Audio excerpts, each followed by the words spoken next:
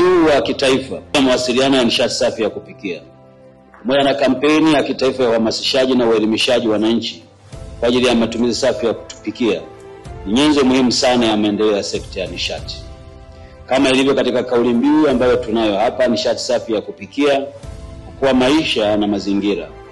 Ni kauli mbiu ambayo inatupa wajibu wote kujua kuwa mkakati huu sio tu kwa ajili ya kuwasiliana, lakini una lengo la kuokoa maisha ya watu pamoja na mazingira ambayo kama hatutayasimamia vizuri basi tutakuwa na athari kubwa sana za maisha.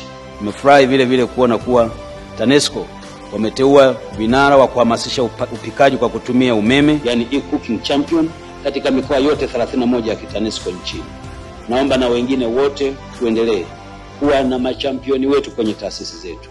Nimejulishwa e-cooking champion hao kutoa elimu ya kuhamasisha matumizi ya nishati ya kupikia ya umeme, isiwe tu kwa ajili ya kuwashia taa, bali pia wananchi wajue kuwa umeme unaweza kutumika kwa ajili ya chakula. Naomba kuwakumbusha pamoja na mambo mengine kuwa tunawajibika kuwa wabunifu kwa ajili ya matokeo yanayotarajiwa.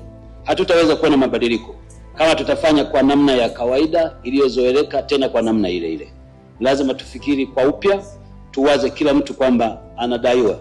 Ukiona mtu mmoja amebeba kuni kichwani, ikuume ikuhusu. Ukiona mkaa unapita, ikuume ikuhusu. Utamani kuwa kila aliyebeba mkaa anastahili kutumia nishati nyingine ambayo ni nishati safi, na kila aliyebeba kuni anastahili kupikia kwa kutumia nishati ambayo ni safi. TANESCO, tunayaangaza maisha yako.